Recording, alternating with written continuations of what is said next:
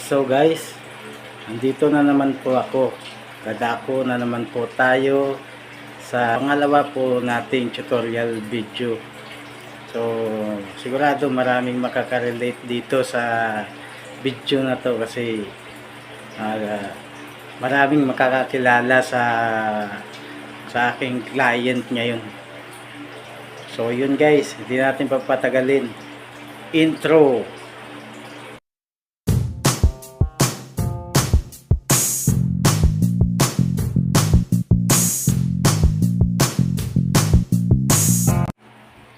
Yun mga big, binabalabala na natin ang ating kliyente.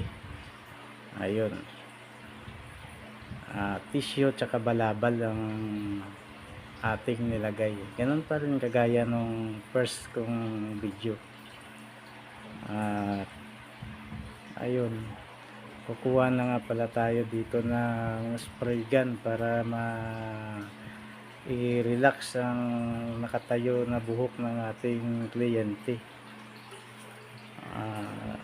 Kliyente ko na kababayan ko rin na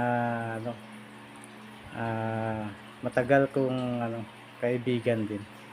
So ayan, nagbala na nga pala ako dyan mig ng mga ng guide na 1.5. so ayan, hinagod-hagod ko na. Hagod lang ng hagod mga mig hanggang maikot yung buong side. So ang kailangan siya mga amigo, kailangan diretso yung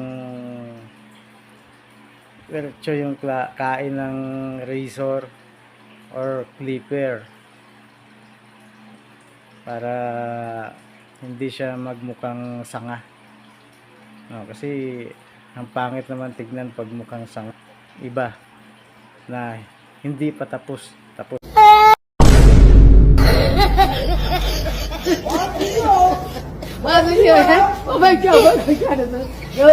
Pero so nangyayari naman yun pag maraming client. Totoo yan mga mix. Ito yung sinasabi ko na yan. Pero pag wala naman, all goods yung gawa. Pero okay naman ang gawa kahit na mabilis. Kailangan mo din puliduin kasi may mata din yung kliyente natin. May mata yung kliyente natin na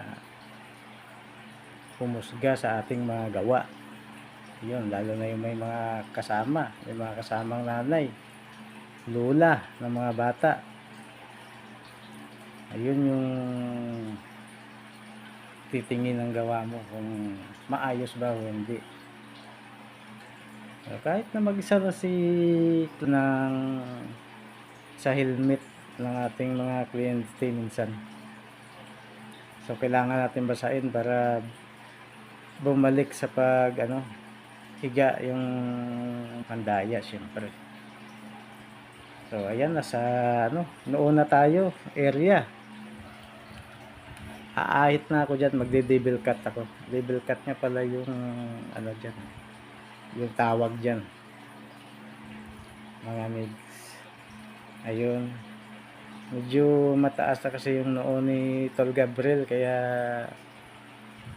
medyo mababa lang yung ahit niyan. Doon lang yan sa pinakababa na parte ng noo, kasi pag mataas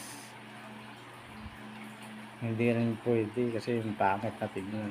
So ayan yung tamang-tama lang yung taas para doon pag-portion doon sa niya, sa mukha niya. Ayan, nag-aahit na tayo. Pasensya na kayo mga migs kasi yung camera ko nasa unahan, hindi ko hindi ko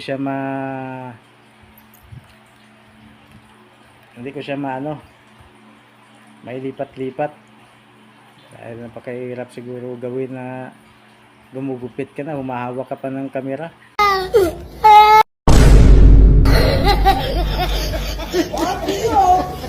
Oh my God, oh my God.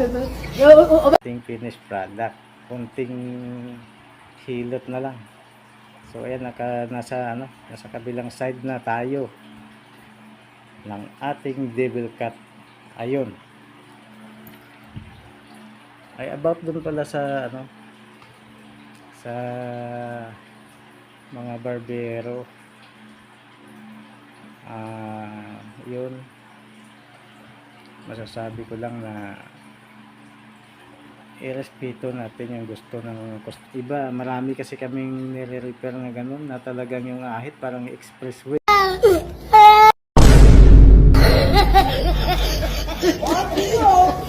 Oh my God, oh my God.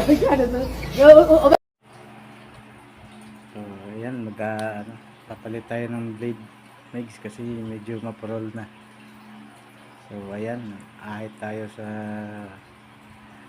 gilid kasi yun yung request ni Tol Gabriel, yung ahit sa gilid. So yun, malapit na tayo matapos mga mix. Ayan, yung ahit niya pala mga mix sa gilid, dapat yung manipis lang, yung tamang-tama lang talaga siya tignan, yung maganda.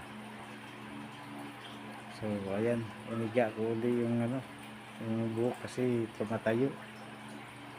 Gawa yan ng helmet ito Gabriel mga migs. Ayan, back to flaring tayo, plangketa kasi patapos naman na yan. Na lang yan, pasada na lang mga migs. Ayan, malapit na tayo matapos. Konting-konti na lang, tapos na. Doon ka magplangketa. Pinabalikan ko na lang yung mga yung mga maliliit, pisa ng konti. Yung nipis nga pala guys. So ayan guys, dito na tayo sa ating finished product. So